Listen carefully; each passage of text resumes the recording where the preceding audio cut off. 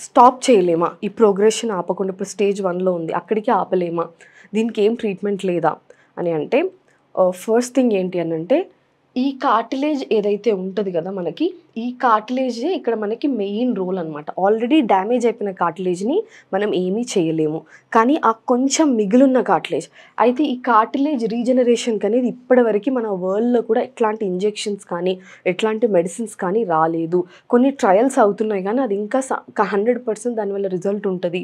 అది మీరు ఖచ్చితంగా తీసుకోవాలని ఇప్పటివరకి మనకి ప్రూవ్ అవ్వలేదు.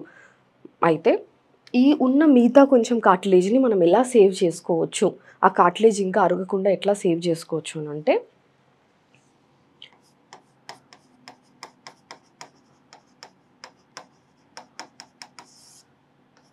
యాక్యుపంక్చర్ అనే ట్రీట్మెంట్ మొడాలిటీ తోటి మనం ఈ కార్టిలేజ్‌ని సేవ్ చేసుకోవచ్చు. మీరు చూడండి అసలు మోకాళ్ళ అరుగుదల ఎవరెవరికి వస్తుంది? ఎందుకు వస్తుంది అనంటే ఏమంటారు అనంటే ఎక్కువ వాడేసిన వాళ్ళలో అంటే టైలరింగ్ అట్లా చేసిన వాళ్ళలో, అధిక బరువు ఉన్న వాళ్ళలో లేదంటే ఏజ్ ఒక 60+ ఉన్నారు అంటే ఏజ్ రిలేటెడ్ డీజనరేషన్ అంటామనమాట. లేకపోతే ఎప్పుడన్నా కింద పడుండాలి. అట్లా వేర్ అండ్ టేర్ అనమాట. ఎక్కువ వాడితే అంత తొందరగా అరిగిపోతాయి అని అంటామనమాట. అయితే ఇవన్నీ లేకపోయినా గూడా అంటే కొంచెం బక్కగున్న వాళ్ళు, అసలు వాళ్ళు మోకాళ్ళని ఎప్పుడు వాడకుండా నార్మల్ ఇంట్లో ఉన్న హౌస్ వైఫ్‌లకు కూడా మోకాళ్ళ అరుగుదల అనేది వస్తుంది. అంటే మరి ఎందుకొస్తుందని జెప్పేసి మనం ఆలోచించాలి. రిస్క్ ఫ్యాక్టర్సే లేవు. అయినా కూడా అరుగుదల ఎందుకొస్తుంది అనంటే మన బాడీలో ప్రాణశక్తి అనేది చాలా ఇంపార్టెంట్. ఎట్లయితే హార్ట్, లివర్, బ్లడ్ ఉంటది, బ్రెయిన్ ఉంటదో అట్లానే మన బాడీలో వైటల్ ఎనర్జీ అనేది ఒకటుంటది. Very important concept energy. ఆ ఎనర్జీ ఉంటేనే బాడీలో సర్క్యులేషన్ అనేది ప్రాపర్‌గా జరుగుతుంది. నరాలు బావుంటాయి, కార్టిలేజ్ బావుంటది, బోన్ హెల్త్ బావుంటది. అట్లాంటి ఎనర్జీస్ ఎప్పుడైతే మన బాడీలో తగ్గుతాయో ఎప్పుడన్నా చూడండి నేను తాగము, తినము, తిరగము, మేము చాలా సింపుల్ లైఫ్ ఉంటది. ఇంట్లో ఫుడ్డే తింటాం. మరి మాకెందుకు హెల్త్ ప్రాబ్లమ్స్ వస్తున్నాయని ఒక డౌట్ ఉంటది గదా! అదేంటి అనంటే ఎనర్జీ లెవెల్స్ తగ్గిపోవడం, వైటల్ ఎనర్జీ ప్రాణశక్తి తగ్గిపోవడం.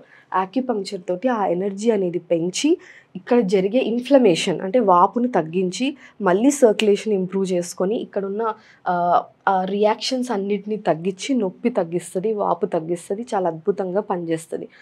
సో, ఎవరైనా ఎర్లీ ఆర్థరైటిస్ ఉన్నవాళ్ళు ఇందాక నేను చెప్పినట్టు 1, 2, 3 స్టేజెస్ ఉన్నవాళ్ళు ఖచ్చితంగా యాక్యుపంక్చర్ ట్రై చేయండి. అద్భుతమైన రిజల్ట్స్ ఉంటాయి. నొప్పి తగ్గిపోయి, వాపు తగ్గిపోయి మీరు మళ్ళీ ముందుట్లాగా మీ యాక్టివిటీస్ అన్నీ కూడా చేసుకోవచ్చు. యాక్యుపంక్చర్‌లో ఒక చాలా సన్న నీడిల్ అనేది మోకాల్లో పెట్టడం జరుగుతుంది. కొంచెం సేపయిన తర్వాత నీడిల్ తీసేస్తాం. మళ్ళీ మీరు ఇంటికెళ్ళొచ్చు. ఇది పీఆర్‌పీ అట్లాంటి ట్రీట్మెంట్ కాదు. ఇది చాలా సింపుల్ చీప్ ట్రీట్మెంట్ అనమాట.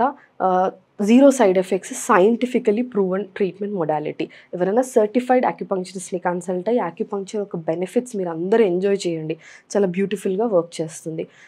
ఇంకా ట్రీట్మెంట్ కాకుండా మరి అస్సలు చేయకూడనిది ఏంటి మోకాళ్ళ నొప్పి ఉన్నవాళ్ళు అంటే కింద కూర్చోవడం, మెట్లెక్కడం చేయకండి. ఎప్పుడైతే కింద కూర్చొని పైకి లేస్తారో బాడీ వెయిట్ అనేది డబుల్, ట్రిపుల్ అయిపోతది. అంటే అగెయిన్స్ట్ ద గ్రావిటీ గదా! గ్రావిటీకి అగెయిన్స్ట్‌గా లేస్తున్నాం కాబట్టి వెయిట్ డబుల్ అవుతది. దానివల్ల మోకాళ్ళ చాలా ఫాస్ట్‌గా గ్రేడ్ 1, 2, 3 అట్లా ప్రోగ్రెషన్ అయిపోతదనమాట. సో, కింద కూర్చోకండి, మెట్లెక్కకండి. Thank you so much for watching.